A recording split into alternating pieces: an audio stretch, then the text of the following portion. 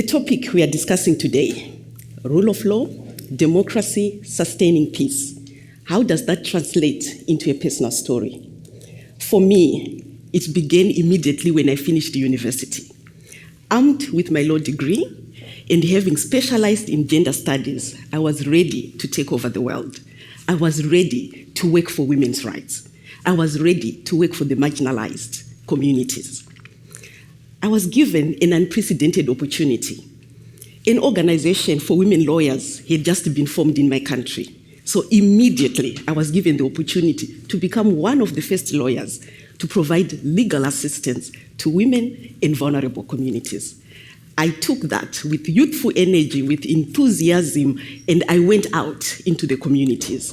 I started providing legal assistance. By the way, I truly, truly believed in the law as the solution for the injustices that women were facing in the home, in the community, and in the nation at large.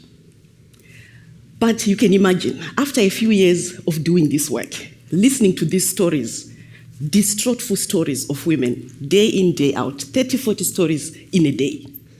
There was one personal impact that this had on me. At some point I said, forget it. I know I'm expected to get married at some point. I'm not doing it. It's not worth it. That was one thing, because I felt the institution, the way patriarchy was entrenched, and also the way patriarchy was entrenched in the law itself, was not the way I wanted to live my life. So I'll fast track further in terms of what then happened. After being frustrated so much about the work that I was doing, kind of expanded the spectrum of the work. Let's get into the communities was the solution. Let's empower women. Let's empower vulnerable communities so that they are aware of their rights, so that they are able to assert and protect their rights way before anything seriously damaging happens. And by the way, the spectrum of issues that we were dealing with at the time, in particular in terms of family laws, inheritance was a big issue.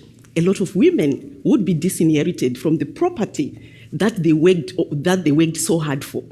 And at that time, for me and my country, we were going through the most ravaging period of HIV pandemic. We were experiencing death, morning, evening, nights, every weekend was a time for burial. But what did that mean when it came to translating it for the rights of women and inheritance? It was a challenging situation.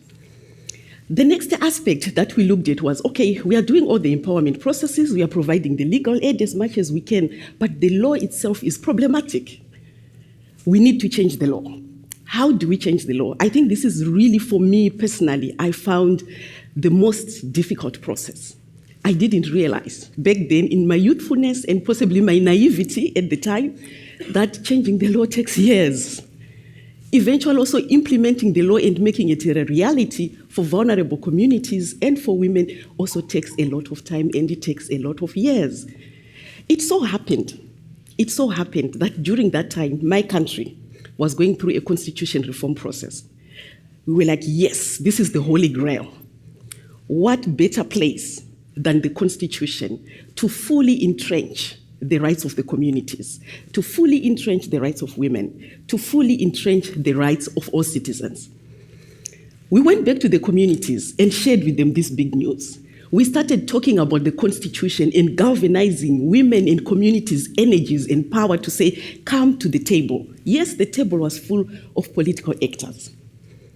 So you can imagine when women came to the table and shared their narratives of encountering the law, of injustices, but seriously putting to the table, we need our rights fully protected.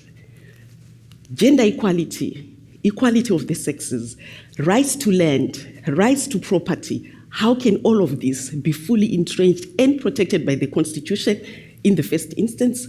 And how can all of this eventually be fully implemented? Again, in my naivety of expecting something quick to happen, it took us years to eventually come up with a new constitution. But one thing that I know for sure is it's a constitution that is much more robust, that is a departure from the previous one. But one of the key things that comes out of it is, and I do believe was a key aspect, was the people's voice, people's agency, and people's participation.